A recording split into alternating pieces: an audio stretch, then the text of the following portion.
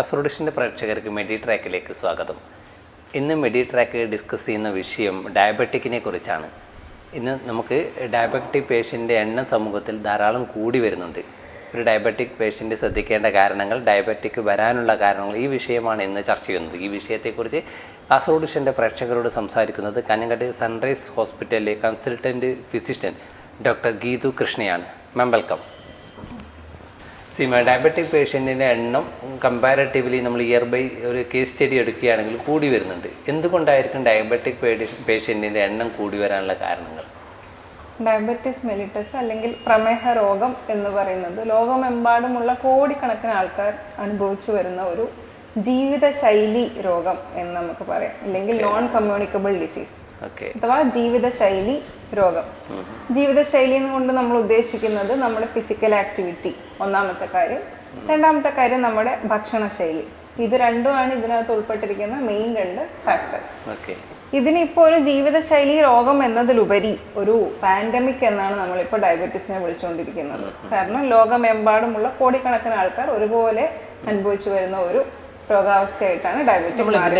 നമ്മൾ ഇതിന്റെ റേഷ്യോയിലേക്ക് പോവുകയാണ്. ഒരു 10 ആളുകളെ നമ്മൾ ടെസ്റ്റ് ചെയ്ത് കഴിഞ്ഞാൽ എത്ര പേര് ഒരു ഡയബറ്റിക് പേഷ്യൻ്റ് ആയിട്ട് കിട്ടും? ഇപ്പൊ നമ്മളത് ഓരോ സ്റ്റേറ്റ് വെച്ചാണ്, ഓരോ രാജ്യം അനുസരിച്ച്, അതിനകത്ത് ഓരോ സ്റ്റേറ്റ് അനുസരിച്ചാണ്. നമ്മുടെ ഇന്ത്യയിൽ കമ്പാരിറ്റീവ്ലി കേരളത്തില്, ഇന്ത്യയിൽ ഇപ്പോൾ കണക്ക് പ്രകാരം 75 മില്യൺ ആൾക്കാർ ഡയബറ്റിസ് രോഗികളാണ്, 75 മില്യൺ. കർണാടക, കേരളം വരുന്നത് 7.4%, 7.8%. ഇന്ത്യയിലെ 7.8%, 7.4% ആണ് കേരളം, കർണാടക, സൗത്ത് ഇന്ത്യ നമ്മളെടുത്ത് വരുമ്പോൾ കാണുന്നത്.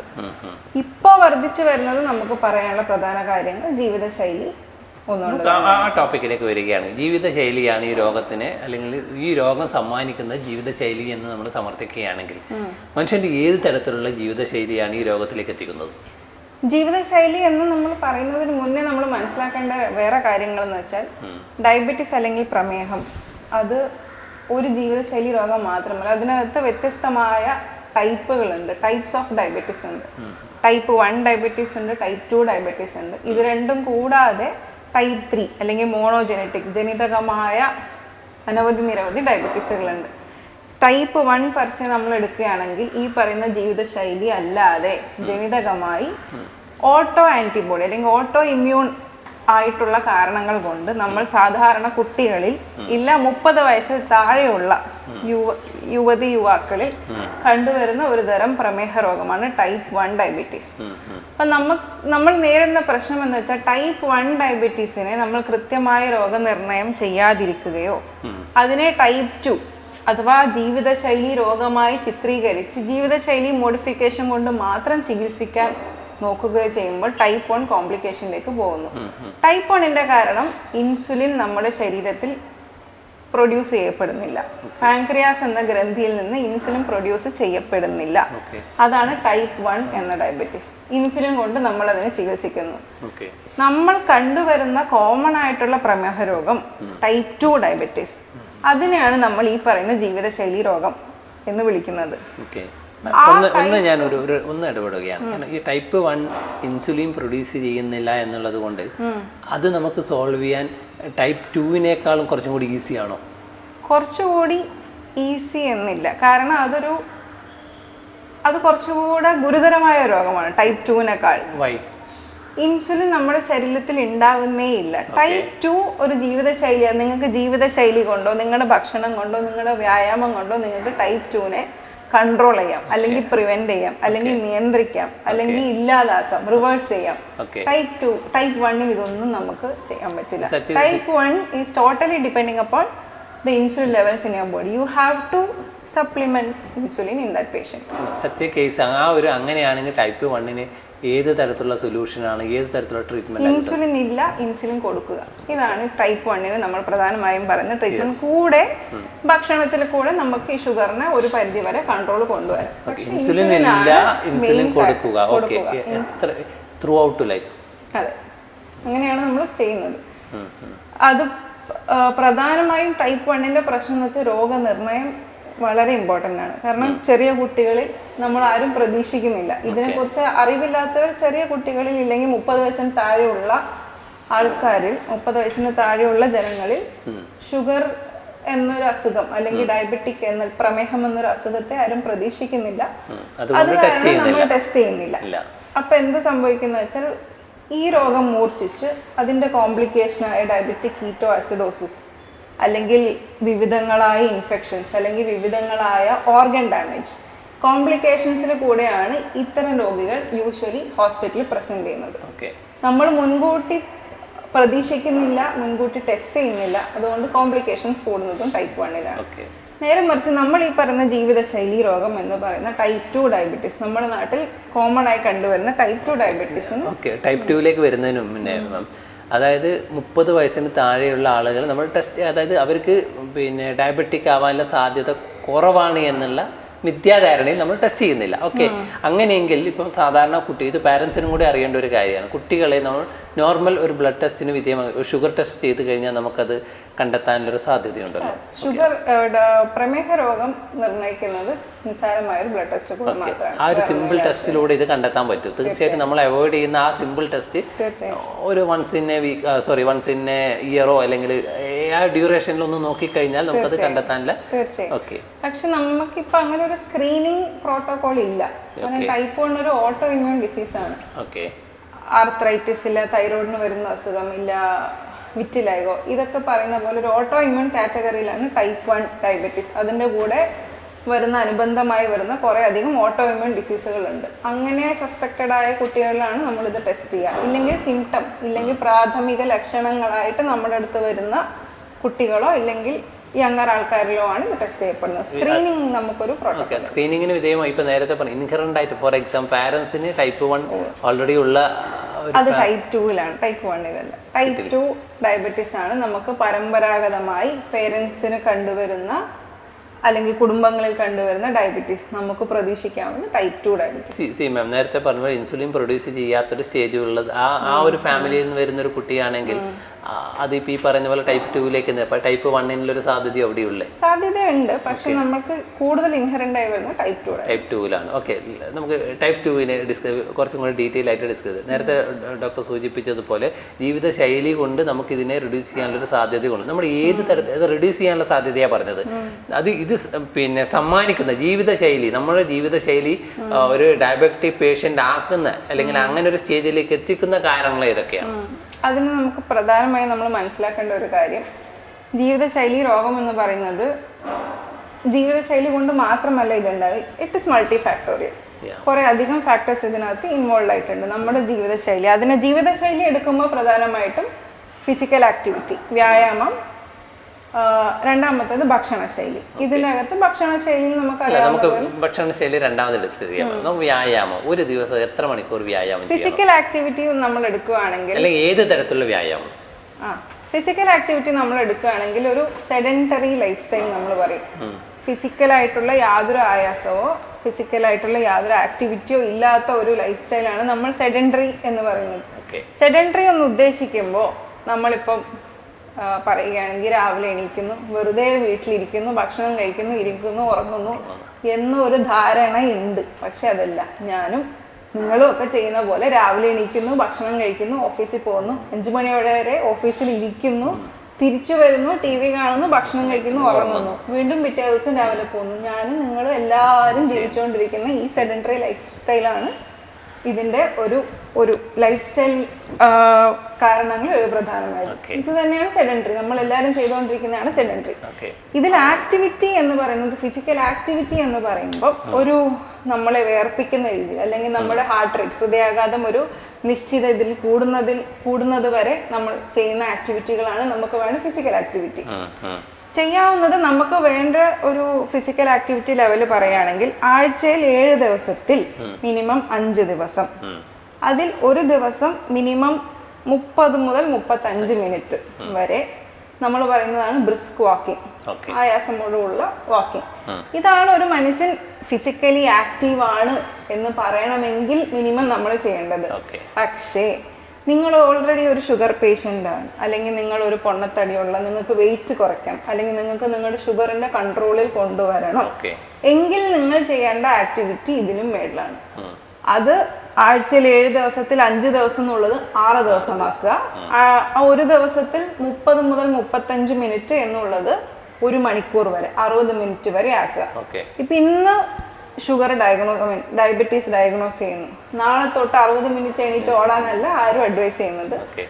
നമ്മൾ നമ്മുടെ ബോഡിയുടെ ലിമിറ്റ്സ് മനസ്സിലാക്കുക. ഫസ്റ്റ് നിങ്ങളുടെ ബോഡി ഫിസിക്കൽ ആക്ടിവിറ്റിയോട് എങ്ങനെ പ്രതികരിക്കുന്നു, നിങ്ങൾ ഇതിന് മുന്നേ നിങ്ങൾ എത്രത്തോളം നിങ്ങളുടെ ലൈഫിൽ ഫിസിക്കലി ആക്റ്റീവ് ആയിരുന്നു before getting diagnosed with diabetes.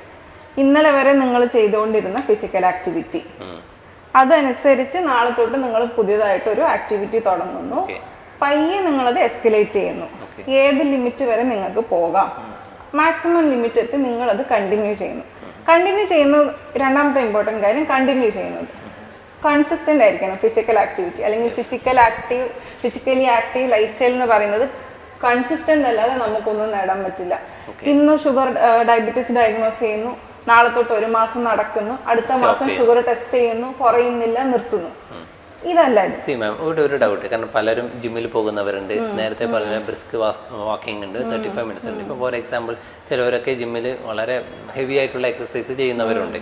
Consistent ആവണമെന്നും നേരത്തെ സൂചിപ്പിക്കണ്ടേ, കാരണം അത് ഈ എക്സസൈസിനെ കുറിച്ചിട്ട് പ്രത്യേകിച്ചിട്ട് നമ്മുടെ സൊസൈറ്റിയിൽ ചില തെറ്റിദ്ധാരണകളുണ്ട്.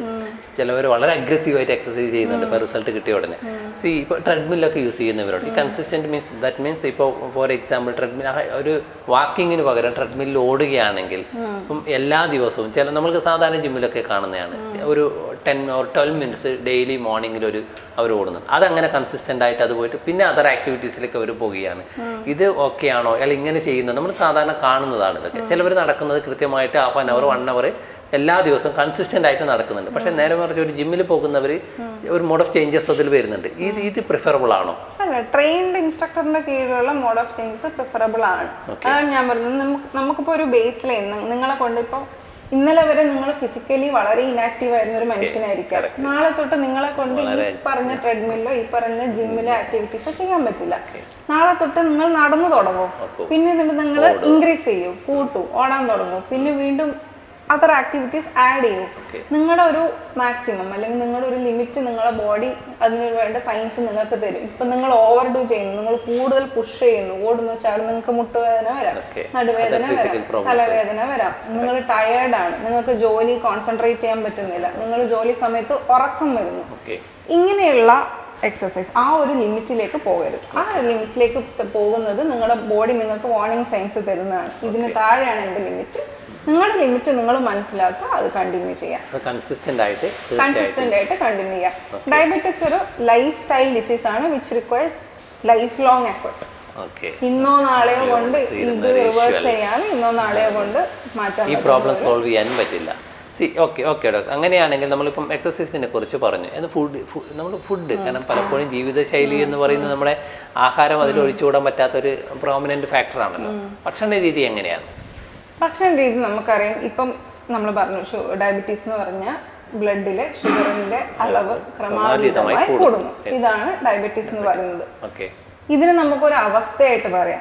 ഇത് എപ്പോഴാണ് രോഗമാകുന്നത്, ഈ ഒരു അവസ്ഥ എപ്പോഴാണ് രോഗം? ബ്ലഡിൽ ഷുഗർ ഉണ്ട്, ശരി, ഇപ്പൊ എന്റെ ബ്ലഡിലും ഷുഗർ ഉണ്ട്, നിങ്ങളുടെ ബ്ലഡിലും ഷുഗർ ഉണ്ട്. ഇത് ക്രമാതീതമായി കൂടുന്നു. ഇത് എപ്പോഴാണ് രോഗമായി മാറുന്നത് എന്നതാണ് നമ്മൾ മനസ്സിലാക്കേണ്ടത്. ഈ ക്രമാതീതം ഈ ബ്ലഡിലുള്ള ഷുഗറിന്റെ ലെവൽ നമ്മൾ വേണ്ട വിധം കൈകാര്യം ചെയ്തില്ല, അല്ലെങ്കിൽ നമ്മൾ വേണ്ട വിധം കൺട്രോൾ ചെയ്യുന്നില്ല എങ്കിൽ ഇത് നമ്മുടെ തല മുതൽ പാദം വരെയുള്ള ഓരോ ഓർഗനെയും അഫക്റ്റ് ചെയ്യാൻ തുടങ്ങുന്ന അവിടെ മുതൽ ഇതൊരു ഗുരുതരമായ രോഗാവസ്ഥയും മാറുന്നു. അപ്പം നമ്മൾ മനസ്സിലാക്കേണ്ട ഫസ്റ്റ് ഇപ്പം ഭക്ഷണത്തിൻ്റെ കാര്യം പറയാം.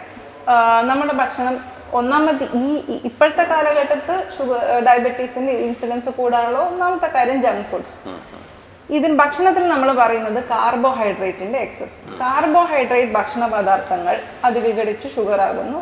കാർബോഹൈഡ്രേറ്റിന്റെ അളവ് നമ്മൾ കഴിക്കുന്നതാണ് നമ്മൾ പറയുന്ന ഈ ഭക്ഷണ ശൈലിയിലുള്ള പ്രധാന പ്രശ്നം. ഇപ്പൊ സൗത്ത് ഇന്ത്യ എടുക്കാം.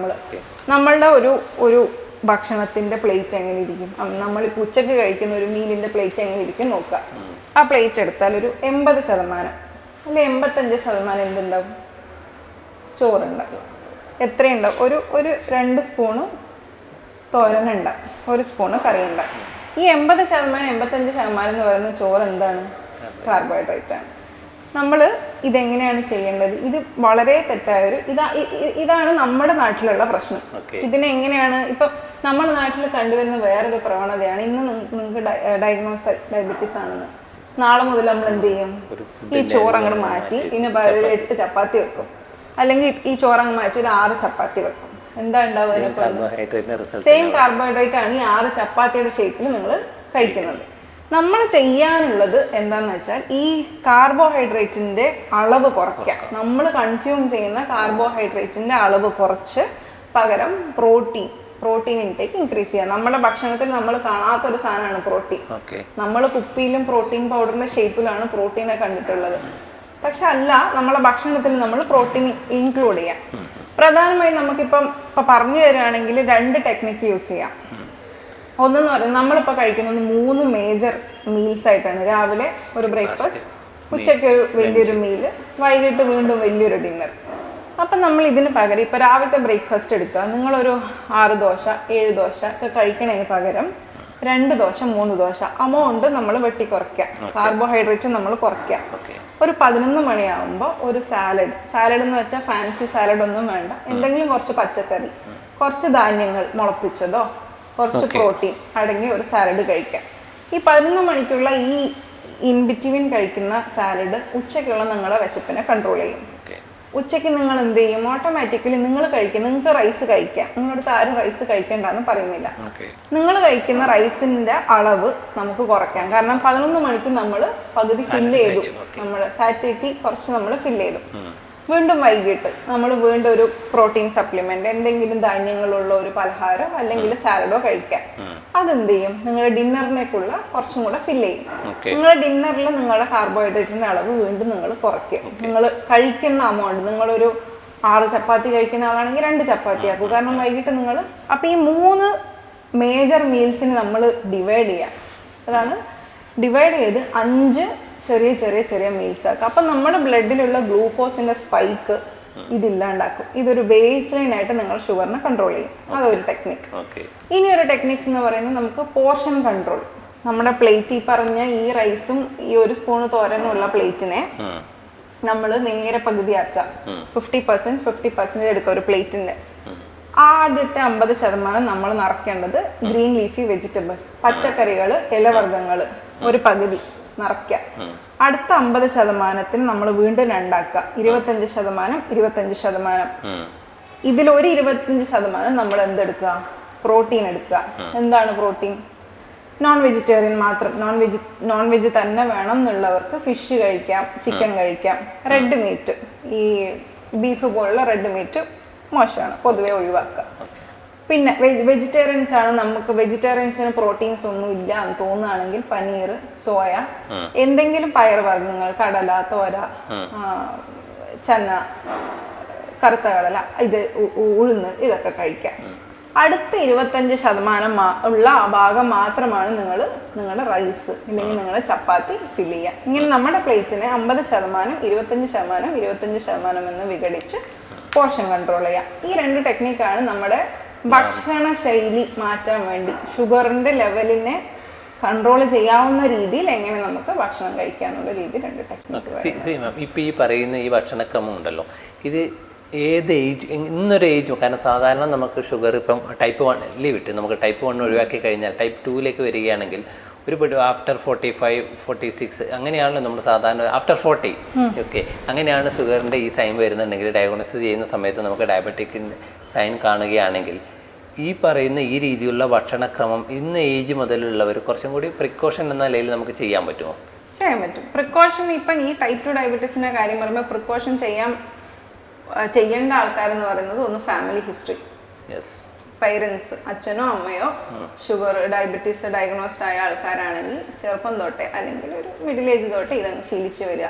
പൊണ്ണത്തടിയുള്ളവർ, അമിത ഭാരമുള്ളവർ, വേറെ ജീവിതശൈലി രോഗങ്ങൾ, cholesterol, fatty liver, metabolic syndrome, BP-യുടെ അസുഖം, ഹൈപ്പർ ടെൻഷൻ, ഇത്തരം മറ്റ് ജീവിതശൈലി രോഗങ്ങളുള്ള ആൾക്കാർ, പൊണ്ണത്തടിയുള്ളവർ, ഇവരെല്ലാം ഈ ഒരു ശൈലി എടുത്തു വരുന്നതാണ് നല്ലത്. അങ്ങനെയാണെങ്കിൽ ഒരു പരിധിവരെ നല്ല, തീർച്ചയായും നമുക്കിത് ഡയബറ്റിക് അങ്ങനെ അതിനകത്ത് ഒരു ഇതുണ്ട്. ഒരാള് കംപ്ലീറ്റ് ആയിട്ടും ചെറുപ്പം തൊട്ടേ ഞാൻ പഞ്ചസാര കഴിക്കുന്നില്ല, ഞാൻ കഴിച്ചിരുന്നില്ല എന്ന് പറഞ്ഞാൽ നിങ്ങൾക്ക് ഷുഗർ വരാതിരിക്കാം എന്ന് യാതൊരു ഉറപ്പില്ല. അതാ ഞാൻ പറഞ്ഞ ഇറ്റ് ഇസ് മൾട്ടി ഫാക്ടോറിയൽ, ജനിതകമായ കാര്യങ്ങൾ ഉണ്ടാവും. പക്ഷേ ഒരു പരിധി വരെ അതിനെ കൺട്രോൾ ചെയ്യാം. ഞാൻ പറയുന്നത് ഈ പറയുന്ന കൺട്രോളിലാണ് നിങ്ങളുടെ ബ്ലഡ് ഷുഗർ എങ്കിൽ ഇതൊരു രോഗമാകുന്നില്ല നിങ്ങൾക്ക്. ഓക്കെ. നമ്മൾ സാധാരണ ഷുഗർ, അതായത് ഡയബറ്റിക് ടെസ്റ്റ് ചെയ്യുന്നത് നമ്മൾ പിന്നെ ഫാസ്റ്റിംഗിൽ ചെയ്യാറുണ്ട്. ഇതിന്റെ ഒരു പ്രോപ്പർ രീതി എങ്ങനെയാണ്? Before food, after? പ്രോപ്പർ രീതി എന്ന് പറയുന്നത് നമുക്കിപ്പോൾ സ്ക്രീനിങ്ങിന് ഒരു പ്രോപ്പർ പ്രോട്ടോകോൾ, ഡയബറ്റിസ് സ്ക്രീനിങ് എന്ന് പറഞ്ഞത് ഗർഭാവസ്ഥയിലുണ്ട്.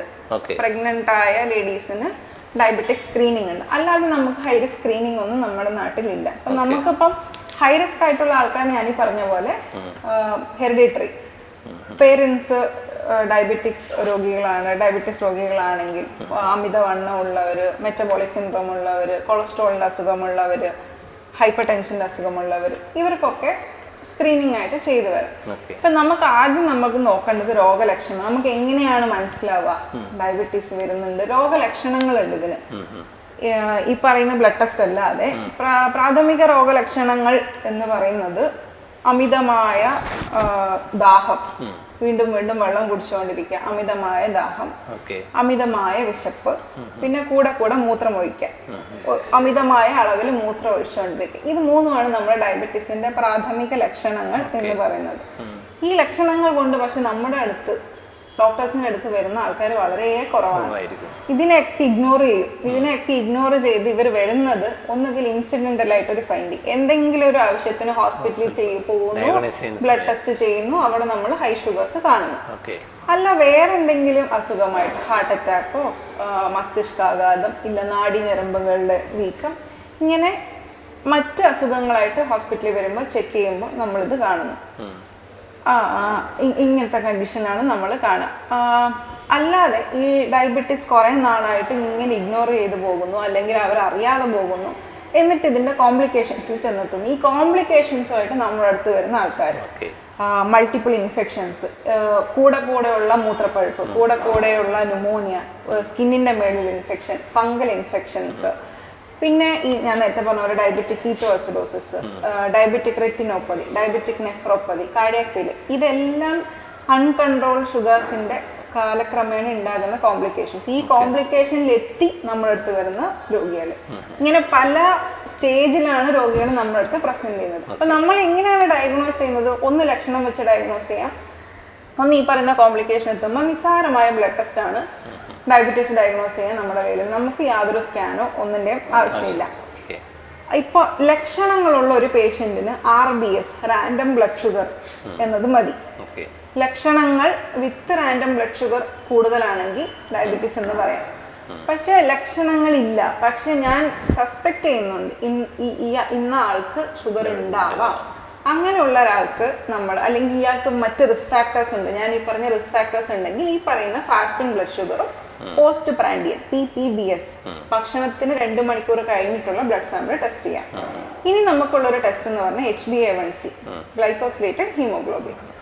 അത് നമുക്ക് കഴിഞ്ഞ 3 മാസമായി നിങ്ങളുടെ ബ്ലഡിലെ ആവറേജ് ഷുഗർ, നിങ്ങളുടെ ബ്ലഡിലുള്ള ആവറേജ് ഷുഗറിന്റെ ഒരു വാല്യൂ കണ്ടുപിടിക്കുന്ന ടെസ്റ്റാണ് HbA1c. ഇത് ബ്ലഡ് ടെസ്റ്റ് തന്നെയാണ്, വേറെ ഒന്നുമില്ല. ഇത്രയും ടെസ്റ്റുകളാണ് നമ്മൾ ചെയ്യാം. ഇനി കോംപ്ലിക്കേഷൻസ്, അതായത് ഈ പേഷ്യന്റിന് ദീർഘകാലം, ഇപ്പൊ HbA1c നമ്മൾ എടുക്കുമ്പോൾ കഴിഞ്ഞ 3 മാസമായിട്ട് യാതൊരു കൺട്രോളിലും ഇല്ല, HbA1c വളരെ കൂടുതലാണ്, എങ്കിൽ നമുക്ക് മനസ്സിലാക്കാം ഈ പേഷ്യന്റിന് വളരെ ദീർഘനാളായിട്ട് ഡയബറ്റിക് രോഗിയാണ്, കണ്ടുപിടിച്ചിരുന്നില്ല അല്ലെങ്കിൽ മനസ്സിലാക്കിയിരുന്നില്ല. അപ്പൊ ഈ രോഗിക്ക് മറ്റ് കോംപ്ലിക്കേഷൻസ് ഉണ്ടാകാൻ സാധ്യതയുണ്ട്. അപ്പൊ നമ്മൾ സ്ക്രീൻ ചെയ്യാം. കോംപ്ലിക്കേഷൻസിന് നമുക്ക് എപ്പോഴും സ്ക്രീൻ ചെയ്യാം. ഡയബറ്റിക് റെറ്റിനോപ്പതി നമുക്ക് സ്ക്രീൻ ചെയ്യാം. കണ്ണ് പരിശോധനയിലൂടെ റെറ്റിനോപ്പതി വരുന്നതിന് മുന്നേ സ്ക്രീൻ ചെയ്യാം. ECG എടുക്കാം, ഹാർട്ടിന്റെ ഫംഗ്ഷൻ നോക്കാം, നാഡീഞരമ്പുകളുടെ ഫംഗ്ഷൻ നോക്കാം, കിഡ്നിയുടെ ഫംഗ്ഷൻ നോക്കാം, കിഡ്നിയിൽ പ്രോട്ടീൻ നഷ്ടപ്പെടുന്ന അളവ് നമുക്ക് നോക്കാം. കോംപ്ലിക്കേഷൻസിനെ നമുക്ക് എപ്പോഴും സ്ക്രീൻ ചെയ്യാനും പ്രിവെന്റ് ചെയ്യാനുള്ള ഓപ്ഷൻസ് ഉണ്ട്. നമ്മൾ ഈ ഡയബറ്റിക് പേഷ്യന്റിന് അല്ലെങ്കിൽ ഒരു ഡയബറ്റിക് കോൺട്രിബ്യൂട്ട് ചെയ്യുന്ന ഒരു പേഷ്യൻ്റ് അല്ലെങ്കിൽ ഒരു വ്യക്തിക്ക് കോൺട്രിബ്യൂട്ട് ചെയ്യുന്ന മറ്റ് അസുഖങ്ങൾ, മീൻസ് നമുക്ക് സാധാരണ ചില അസുഖങ്ങൾ ഉണ്ടാകാറുണ്ടല്ലോ, പക്ഷേ ഒരു ഡയബറ്റിക് പേഷ്യൻറ്റിന് ഉണ്ടാകാൻ സാധ്യതയുള്ള അല്ലെങ്കിൽ കൂടുതൽ സാധ്യതയുള്ള അസുഖങ്ങൾ ഏതൊക്കെയായിരിക്കും?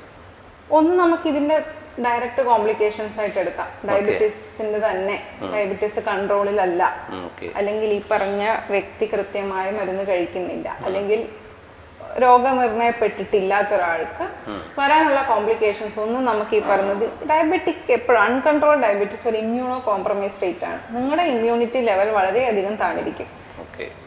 ഡയബറ്റീസ് അങ്ങനെ ഒരു ഇമ്മ്യൂണോ കോംപ്രമൈസ് സ്റ്റേറ്റ് ആണ്. അൺകൺട്രോൾ ഡയബറ്റീസ്, എല്ലാ ഡയബറ്റീസും അല്ല.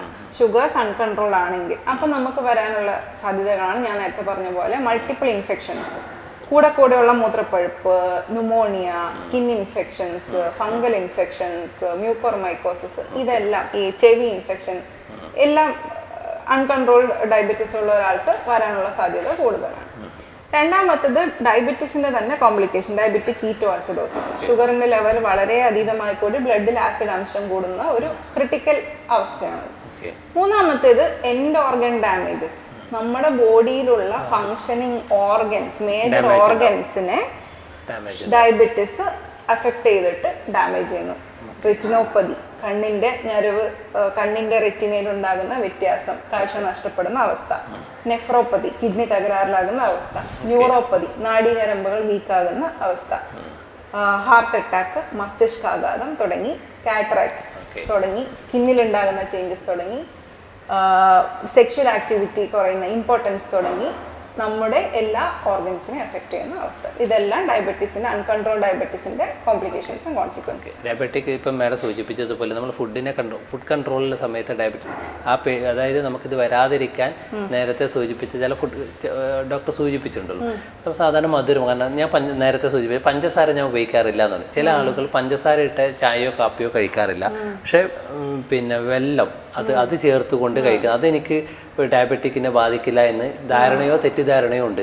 ഇത് എത്രത്തോളം ശരിയാണ്? ഇപ്പൊ പായസം ഫോർ എക്സാമ്പിൾ, സ്വീറ്റ്സ് അത് ഉപയോഗിക്കുന്നവർ, ചില ആളുകൾ പഞ്ചസാര ഇട്ട പായസം കഴിക്കില്ല, നേരെ മറിച്ച് വെല്ലം ഉപയോഗിച്ചുകൊണ്ടുള്ള പായസമാണെങ്കിൽ അത് എനിക്ക് ഡയബറ്റിക്കിനെ അതൊരു പ്രമേഹത്തെ ബാധിക്കുന്നില്ല എന്ന് പറയുന്നുണ്ട്. ഇതിൽ ഏതെങ്കിലും തരത്തിലുള്ള ഒരു സയന്റിഫിക് സപ്പോർട്ട് ഉണ്ടോ? രോഗി അല്ലാത്ത ഒരാളെ സംബന്ധിച്ചിടത്തോളം ഇത് വലിയൊരു പ്രശ്നമല്ല. പക്ഷെ രോഗിയായ ഒരാളെ സംബന്ധിച്ചിടത്തോളം, രോഗി അല്ലാത്ത ഒരാളെ സംബന്ധിച്ചിടത്തോളം ഏത് പ്രശ്നമല്ല, അത് വെദർ ഇറ്റ് ഷുഗർ ഓർ ഏതായാലും പ്രശ്നമല്ല. ഏതുമായാലും പ്രശ്നമല്ല എന്ന് വെച്ചാൽ ഈ നിങ്ങൾ പറഞ്ഞ ഈ ശർക്കരയ്ക്ക് അതിൻ്റെതായ കുറച്ച് അഡ്വാൻറ്റേജസ് ഉണ്ട്. ഷുഗർ എന്ന് പറഞ്ഞാൽ റിഫൈൻഡ് കാർബോഹൈഡ്രേറ്റ് ആണ്, വളരെയധികം പ്രോസസ് ചെയ്തിട്ടുള്ള റിഫൈൻഡ് കാർബോഹൈഡ്രേറ്റ് ആണ് ഈ പഞ്ചസാര. പക്ഷെ ഈ പറയുന്ന ശർക്കരയിൽ പ്രോസസ്ഡ് അല്ല. പ്രോസസ്ഡ് അല്ലാത്ത കാരണം മറ്റ് പല മിനറൽസും അതിനകത്തുണ്ട്, എസ്പെഷ്യലി അയറൺ കണ്ടന്റ് വളരെ അധികമുള്ള ഒരു സാധനമാണ് ഈ ശർക്കര. അതുകൊണ്ട് അങ്ങനെ ചില ബെനിഫിറ്റ്സ് ഉണ്ട്, ആഡഡ് ബെനിഫിറ്റ്സ് ഉണ്ട് ശർക്കരയ്ക്ക്. പക്ഷേ നമ്മൾ രോഗികളുടെ കാര്യം എടുക്കുമ്പോൾ ഷുഗറിന്റെ ലെവലിൽ ഇത് രണ്ടും തമ്മിൽ യാതൊരു വ്യത്യാസമില്ല. അതുപോലെ നമ്മളടുത്ത് ഭക്ഷണത്തിന്റെ കാര്യത്തിൽ ചോദിക്കുന്നതാണ് ഫ്രൂട്ട്സിന്റെ കാര്യം. ഫ്രൂട്ട്സിന്റെ കാര്യത്തിൽ ഭയങ്കര ഡൗട്ടാണ് എല്ലാവർക്കും. ഇന്നിപ്പം ഡയഗ്നോസ് ആയെങ്കിൽ നാളെ തൊട്ട് എല്ലാവരും ഫ്രൂട്ട്സ് കഴിക്കുന്നത് നിർത്തും. പക്ഷെ നമുക്ക് എല്ലാവർക്കും അറിയാം ഫ്രൂട്ട്സിന് വളരെയധികം നല്ല ഗുണങ്ങളുണ്ട്, മിനറൽസ് ഉണ്ട്, ആന്റി ഓക്സിഡൻസ് ഉണ്ട്, വൈറ്റമിൻസ് ഉണ്ട്. അപ്പോൾ ഒരു ഡയബറ്റിക് പേഷ്യന്റ് എന്താ ചെയ്യുക, എന്താ കഴിക്കുക, എങ്ങനെ കഴിക്കണം, എപ്പോൾ കഴിക്കണം, എത്ര കഴിക്കണം, ഇതിനകത്തൊക്കെ ക്വസ്റ്റ്യൻസ് ഉണ്ട് ഫ്രൂട്ട്സിന്റെ കാര്യത്തിൽ. നമ്മൾ ഫ്രൂട്ട്സ് തിരഞ്ഞെടുക്കുമ്പോൾ നമ്മൾ കൺസിഡർ ചെയ്യേണ്ട ഒരു കാര്യമാണ് ഗ്ലൈസീമിക് ഇൻഡെക്സ്. ഗ്ലൈസീമിക് ഇൻഡെക്സ് എന്ന് വെച്ചാൽ അത് കഴിക്കുമ്പോൾ നമ്മുടെ ബ്ലഡിൽ ഷുഗറിന്റെ അളവ് എത്രത്തോളം കൂടാം എന്നുള്ള ഒരു അനുപാതമാണ് ഗ്ലൈസീമിക് ഇൻഡെക്സ്. അപ്പൊ നമ്മൾ തിരഞ്ഞെടുക്കുമ്പോൾ ഗ്ലൈസീമിക് ഇൻഡെക്സ് കുറഞ്ഞ ഫ്രൂട്ട്സ് തിരഞ്ഞെടുക്കുക. ഗ്ലൈസീമിക് ഇൻഡെക്സ് കുറഞ്ഞ ഫ്രൂട്ട്സിന് എക്സാമ്പിൾ ആണ് ആപ്പിൾ, പേരക്ക, ഓറഞ്ച്, അധികം പഴുക്കാത്ത പപ്പായ, തണ്ണിമത്തൻ. ഇതൊക്കെ നമുക്ക് തിരഞ്ഞെടുക്കാം ഫോർ ഒരു ഡയബറ്റിക് ആയ ഒരു പേഷ്യന്റിന്. ഇനി വേണ്ട പൈനാപ്പിൾ കഴിക്കണം, പഴുത്ത മാങ്ങ കഴിക്കണം എന്നുള്ളവരാണെങ്കിൽ പോലും ഞാൻ നേരത്തെ പറഞ്ഞ പോർഷൻ കണ്ടോ, നിങ്ങളുടെ ചോറിൽ നിന്നോ നിങ്ങളുടെ ചപ്പാത്തിയിൽ നിന്നോ അളവ് കുറയ്ക്കൂ, കൂടെ ഒരു കഷ്ണം പൈനാപ്പിളോ ഒരു കഷ്ണം മാങ്ങയോ നിങ്ങൾക്ക് ആഡ് ചെയ്യാം. നമുക്ക് വേണ്ടത് കൺട്രോളാണ്. നമ്മൾ എത്രത്തോളം കഴിക്കുന്നു എന്നനുസരിച്ചാണ് ഇത് കൂടുന്നത്, എത്ര പ്രാവശ്യം കഴിക്കുന്നു. ഈ പറഞ്ഞ പോലെ ഈ ലോവർ ഗ്ലൈസിമിക് ഇൻഡെക്സ് ഉള്ള ഈ ഫ്രൂട്ട്സ് ആണെങ്കിൽ പോലും ഒരു ഫ്രൂട്ട് ഒരു ദിവസം എന്നുള്ളതാണ് നമ്മൾ ഡയബറ്റിക് രോഗികൾക്ക് കൂടുതലായിട്ടും പ്രിസ്ക്രൈബ് ചെയ്യുന്ന ഒരു എമൗണ്ട് ഓഫ് ഫ്രൂട്ട്സ് കഴിക്കാൻ വേണ്ടി. ഒരു ദിവസം ഒരു പേരക്ക അല്ലെങ്കിൽ ഒരു ദിവസം ഒരാപ്പിൾ. അത് തന്നെ കഴിക്കുമ്പോൾ ശ്രദ്ധിക്കേണ്ട ഒരു കാര്യം എന്ന് വെച്ചാൽ, ഇപ്പം ഇന്നൊരു ആപ്പിൾ കഴിച്ചു, നാളെ ആപ്പിൾ, മറ്റന്നാളും ആപ്പിൾ, അതിന് പകരം ഇന്ന് ആപ്പിൾ ആണെങ്കിൽ നാളെ പേരക്ക, കാരണം ഇതിനകത്തൊക്കെ അടങ്ങിയിരിക്കുന്ന മിനറൽസ് വേറെയാണ്. അപ്പം നമുക്ക് അതിൻ്റെയൊക്കെ ഇപ്പം ഷുഗർ ഇല്ലാത്ത ഒരാളെ സംബന്ധിച്ചിടത്തോളം അയാൾക്ക് എത്ര വേണമെങ്കിലും ഫ്രൂട്ട്സ് കഴിക്കാം.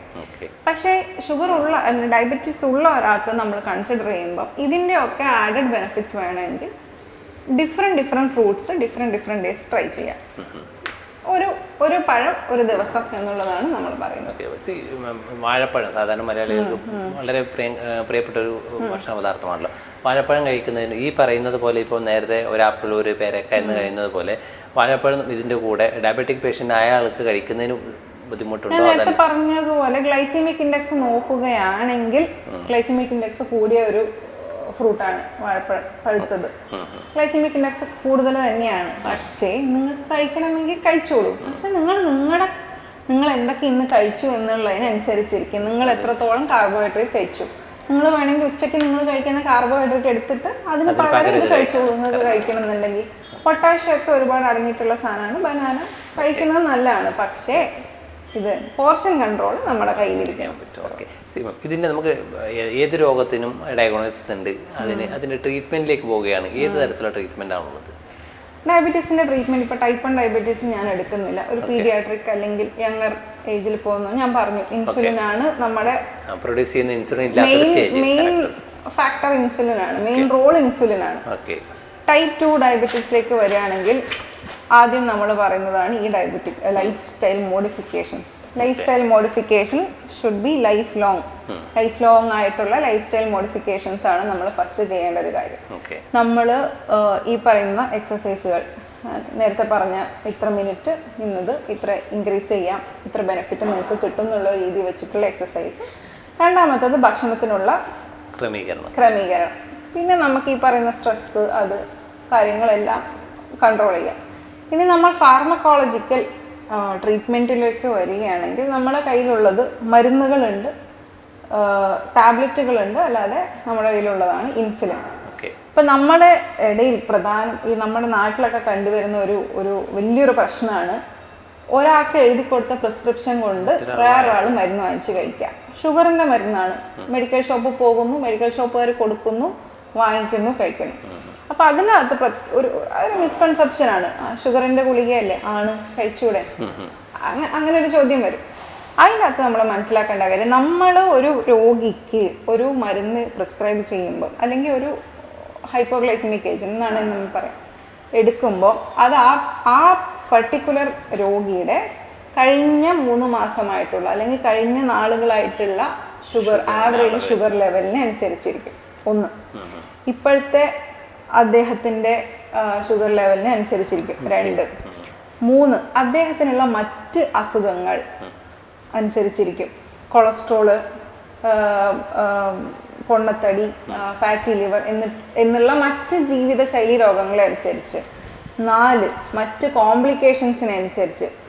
ഈ രോഗിക്ക് ഡയബറ്റീസ് ഈ പറഞ്ഞ ന്യൂറോപ്പതി, നെഫ്രോപ്പതി, റിറ്റിനോപ്പതി ഒക്കെ ബാധിച്ചിട്ടുണ്ടോ എന്നതിനനുസരിച്ചിരിക്കും. 5 ഈ വ്യക്തിയുടെ കിഡ്നി ഫങ്ഷൻ, ഈ വ്യക്തിയുടെ ലിവർ ഫങ്ഷൻ, ഇതിനൊക്കെ അനുസരിച്ചാണ് ഒരു പ്രിസ്ക്രിപ്ഷൻ നമ്മൾ കൊടുക്കുന്നത്.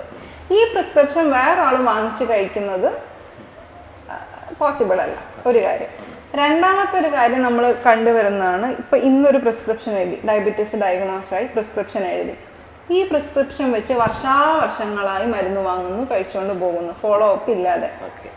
സംഭവിക്കുന്നതെന്ന് വെച്ചാൽ നമ്മുടെ ബ്ലഡ് ഷുഗറിനെ പറ്റി യാതൊരു ഐഡിയയും കിട്ടുന്നില്ല. നമ്മൾ ഒരേ മരുന്ന് കഴിച്ചുകൊണ്ടിരിക്കുന്നു, ഇത് റെസ്പോണ്ട് ചെയ്യാതിരിക്കുന്നു, ചിലപ്പോൾ ഇത് റെസ്പോണ്ട് ചെയ്ത് ഓവർഡോസ് ആയിരിക്കുന്നു, ഫോളോ അപ്പ് നടക്കുന്നില്ല, കോംപ്ലിക്കേഷൻസ് വരുന്നു, മരുന്നിൻ്റെ സൈഡ് എഫക്ട്സ് വരുന്നു, മരുന്നിൻ്റെ കോംപ്ലിക്കേഷൻസ് വരുന്നു, ഓർഗൻ ഡാമേജസ് വരുന്നു. ഇതൊന്നും ആരും അറിയുന്നില്ല.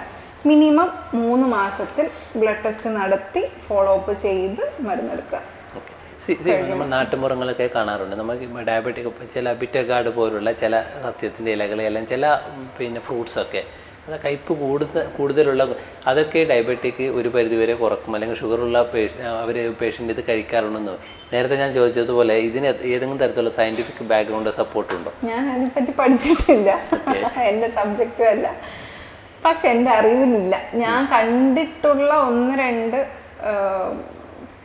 പേഷ്യൻസിനെ വെച്ച് പറയുകയാണെങ്കിൽ ഡയബറ്റിസ് റിവേഴ്സ് എന്ന് വെച്ചാൽ ഡയബറ്റിസ് മാറ്റിക്കൊടുക്കുന്നു, പൂർണ്ണമായും മാറ്റിക്കൊടുക്കുന്നു. നിങ്ങൾ ഇന്ന് ഒരു ഗുളിക കഴിച്ച് നാളെ 2 ഗുളിക അങ്ങനെയാണ് പ്രിസ്ക്രൈബ് ചെയ്യുക. അതിൻ്റെ ഒന്നും ആവശ്യമില്ല. ഒരു സുപ്രഭാതത്തിൽ ഡയബറ്റീസ് കംപ്ലീറ്റ് ആയിട്ടും മാറ്റിക്കൊടുക്കുന്നു എന്ന പരസ്യങ്ങളിൽ ചെന്ന് പെട്ടിട്ടുള്ള രോഗികളെ കണ്ടിട്ടുണ്ട്. ഞാൻ കണ്ടിട്ടുള്ള പേഷ്യൻസിൽ സംഭവിച്ച കാര്യം ഞാൻ പറഞ്ഞുതരാം. ഈ പറയുന്ന മരുന്നുകൾ കഴിച്ച് ഈ ഒരു ദിവസം കൊണ്ട് ഡയബറ്റീസ് ഇല്ലാതാക്കുന്ന മരുന്നുകൾ കഴിക്കുമ്പോൾ ഈ പേഷ്യൻസിന്റെ കിഡ്നികൾ തകരാറാവുകയും നമ്മളെ ബോഡിയിൽ ഒരു ചെറിയ എമൗണ്ട് ഇൻസുലിൻ ഉണ്ടാക്കുന്നുണ്ട്, പ്രൊഡ്യൂസ് ചെയ്യുന്നുണ്ട്. ടൈപ്പ് 2 ഡയബറ്റീസ് 1-ലാണ് ഇതില്ലാത്തത്. ഈ ഇൻസുലിൻ നമ്മുടെ ബോഡിയിൽ നിന്ന് എക്സ്ക്രീറ്റ് ആയി പോകുന്നത് കിഡ്നി വഴിയാണ്. ഈ മരുന്നുകൾ കൊണ്ട് ഈ കിഡ്നികൾ തകരാറിലാവുകയും ആ ഇൻസുലിൻ നമ്മുടെ ബോഡി കിടക്കുകയും ആ ഇൻസുലിൻ നമ്മുടെ ബോഡി കെട്ടിക്കിടക്കുന്ന കാരണം ഷുഗർ കൺട്രോൾ ആവുകയും ചെയ്യുന്നു. ഇങ്ങനെ ഷുഗറിനെ ഒരു ദിവസത്തിൽ ഇല്ലാതാക്കിയിട്ടുള്ള ഒരുപാട് കേസുകൾ ഞാൻ കണ്ടിട്ടുണ്ട്. മറ്റുള്ളതിനെ പറ്റിയിട്ട് എനിക്ക് അറിയില്ല. നേരത്തെ നമ്മൾ സൂചിപ്പിച്ചു, ഇപ്പോൾ ഡയബറ്റിക് കോൺട്രിബ്യൂട്ട് ചെയ്യുന്ന ശരീരത്തിന് മറ്റ് ഓർഗൻസിന് ബാധിക്കുന്ന പല രോഗാവസ്ഥയെക്കുറിച്ചും വളരെ ഗുരുതരമായ അവസ്ഥയെക്കുറിച്ചൊക്കെ പരാമർശിക്കുകയുണ്ടായി. നമ്മൾ ഡയബറ്റിക് ഫുഡ് എന്ന് പറഞ്ഞാൽ ഇപ്പം ഫോർ എക്സാമ്പിൾ നമുക്ക് ശരീരത്തിൽ എവിടെയും മുറിവുകളോ ചതവുകളോ ഒക്കെ ഉണ്ടാക്കിയാൽ സാധാരണഗതിയിൽ ഡയബറ്റിക് പേഷ്യൻറ്റിന് ആ മുറിവ് ഉണങ്ങാൻ വൈകുകയോ അല്ലെങ്കിൽ മുറിവ് ഉണങ്ങാതിരിക്കുകയോ ചെയ്യും. ദീർഘകാലം ഇങ്ങനെ നിലനിൽക്കുന്നുണ്ട്.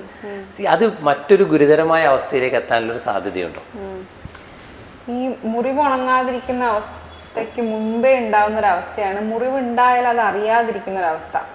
ഡയബറ്റിസ് പേഷ്യൻസ്, അൺകൺട്രോൾഡ് ഷുഗേഴ്സ് ഉള്ള പേഷ്യൻസ്, കാലിൽ എവിടെയെങ്കിലും വ്രണങ്ങൾ ഉണ്ടായാൽ അത് അറിയാതെ പോവുക. പെയിൻ ഫീൽ ചെയ്യാത്ത കൊണ്ട് അവരുടെ കാലിലേക്കുള്ള നാഡികളെ ബാധിച്ചിരിക്കണ കാരണം പെയിൻ ഫീൽ ചെയ്യുന്നില്ല, മുറിവുണ്ടാകുന്നത് അറിയാത്തൊരവസ്ഥ. മുറിവ് കൃത്യമായി എന്തെങ്കിലും ഒരു ട്രോമ കൊണ്ട് തന്നെ ഉണ്ടാകുന്ന നിർബന്ധമില്ല. കാലിൻ്റെ ഞരവിൻ്റെ പ്രവർത്തനം ഇത് തകരാറിലായതുകൊണ്ട് ട്രോഫിക് അൾസേഴ്സ് ഉണ്ടാകാം, പ്രഷർ കൊണ്ടുള്ള അൾസേഴ്സ് ഉണ്ടാകാം, അല്ല ട്രോമ കൊണ്ടുള്ള അൾസേഴ്സ് തന്നെ ഉണ്ടാകും. ഇതിനകത്ത് പല കാരണങ്ങളുണ്ട്. ഒന്ന് ഈ പറയുന്ന ന്യൂറോപ്പത്തി, കാലിലേക്കുള്ള നാഡികളിലെ ഷുഗർ കാരണം, ഡയബറ്റിസ് കാരണം ബാധിച്ചിട്ടുള്ള ഒരു കോംപ്ലിക്കേഷൻ. 2 വാസ്കുലോപ്പതി, കാലിലേക്കുള്ള ചെറിയ ധമനികളിൽ കൊഴുപ്പിനാംശം കാൽഷ്യം അടിഞ്ഞു കൂടിയിട്ട് ആ ധമനികൾ അടഞ്ഞു പോവുകയും കാലിൻ്റെ ഡിസ്റ്റൽ താഴെ ടിപ്പ് വരെയുള്ള ഭാഗത്തേക്കുള്ള രക്ത ഓട്ടം നിലയ്ക്കുന്നത് കൊണ്ടുള്ള കോംപ്ലിക്കേഷൻ. മൂന്നാമത്തേത് ഞാൻ നേരത്തെ പറഞ്ഞ ഇമ്മ്യൂണോ കോംപ്രമൈസ്ഡ് സ്റ്റേറ്റ്.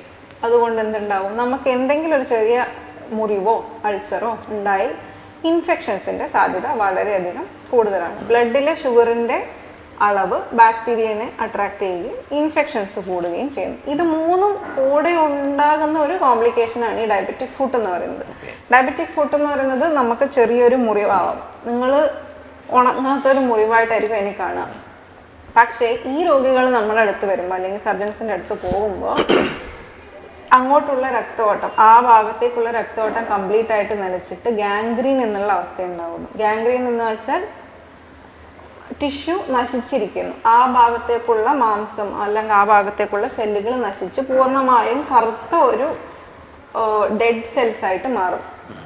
കാല് മുറിച്ച് മാറ്റുക, വിരൽ മുറിച്ച് മാറ്റുക, പാദം മുറിച്ച് മാറ്റുക ഒക്കെ കണ്ടിട്ടുണ്ടാവും. അങ്ങനെ ഒരു അവസ്ഥയിലേക്കാണ് ഇങ്ങനത്തെ ട്രീറ്റ്മെന്റ് ആയിട്ട് പോകുന്നത്. ഡിറ്റക്ട് ചെയ്യുകയാണെങ്കിൽ നമുക്ക് ചെയ്യാവുന്നത് ഫസ്റ്റ് നമുക്ക് ബ്ലഡ് ഷുഗർ കൺട്രോളിങ്ങിൽ തന്നെ ഇങ്ങനത്തെ കാര്യങ്ങൾ പ്രിവെന്റ് ചെയ്യാം. ഇതെല്ലാം പ്രിവെന്റബിൾ ആണ്. All the complications of diabetes are preventable. Diabetes ആസിഡ്സ് നമുക്ക് പ്രിവെന്റബിൾ അല്ല, ബട്ട് നമുക്ക് പ്രിക്കോഷ്യസ് ആവാം, നമുക്ക് കൺട്രോൾ ചെയ്യാം. But all the complications of diabetes are preventable. ഈ പറയുന്ന അൾസറും ഈ പറയുന്ന ഗാംഗ്രീനും കാല് മുറിച്ചു മാറ്റേണ്ടി വരുന്ന അവസ്ഥ, ആംപുട്ടേഷൻ ചെയ്യുന്ന അവസ്ഥ എല്ലാം പ്രിവെന്റബിൾ ആണ്. അതിൻ്റെ ട്രീറ്റ്മെൻറ്റിലെ മെയിൻ സ്റ്റേ എന്ന് പറയുന്നത് ബ്ലഡ് ഷുഗർ കൺട്രോൾ. ഈ കാല് മുറിക്കുന്നതിലോ മുറിവ് തുന്നുന്നതിനോ ഒക്കെ മുന്നേ നമ്മൾ കൺസിഡർ ചെയ്യേണ്ട പ്രഥമ ചികിത്സ ബ്ലഡ് ഷുഗർ കൺട്രോളാണ്. ഓക്കെ, മെഡിട്രാക്കിൻ്റെ ഇന്നത്തെ എപ്പിസോഡ് ഇവിടെ വൈൻഡപ്പ് ചെയ്യുകയാണ്. നമുക്ക് ഡയബറ്റിക് എന്നത് ആ അസുഖം അല്ലെങ്കിൽ ആ രോഗാവസ്ഥ പൂർണ്ണമായിട്ടും നമ്മുടെ ഒരു ജീവിതശൈലി രോഗാവസ്ഥയും കൂടിയാണ്. നേരത്തെ ഡോക്ടർ സൂചിപ്പിച്ചതുപോലെ നമ്മുടെ ജീവിതശൈലിയിൽ നമുക്ക് വേണ്ടത്ര വ്യായാമം ചെയ്യുക, അതല്ലെങ്കിൽ നമ്മുടെ ഭക്ഷണ രീതി അല്ലെ ഭക്ഷണം കഴിക്കുന്നത് ക്രമപ്പെടുത്തുക. നേരത്തെ ഡോക്ടർ സൂചിപ്പിച്ച രീതിയിൽ നമുക്ക് ഭക്ഷണത്തെ ക്രമപ്പെടുത്തി എടുത്തു കഴിഞ്ഞാൽ ഡയബറ്റിക്കിനെ നമുക്ക് പൂർണ്ണമായിട്ട് നമ്മുടെ കൺട്രോളിൽ വരുത്താൻ സാധിക്കും. ഇന്ന് സമൂഹത്തിൽ ഡയബറ്റിക് പേഷ്യൻറ്റിൻ്റെ എണ്ണം കൂടുന്നുണ്ട്. അത് ഒരു പരിധിവരെ കുറയ്ക്കാനും നമുക്കിതും കൂടെ സാധിക്കും. ഈ വിഷയത്തെക്കുറിച്ചാണ് കാഞ്ഞങ്ങാട് സൺറൈസിലെ consultant physician doctor Geethu Krishna Kasaragod ഡിഷൻ്റെ പ്രേക്ഷകരോട് സംസാരിച്ചത്. അപ്പം എല്ലാ പ്രേക്ഷകർക്കും നന്ദി, നമസ്കാരം. Thank you ma'am.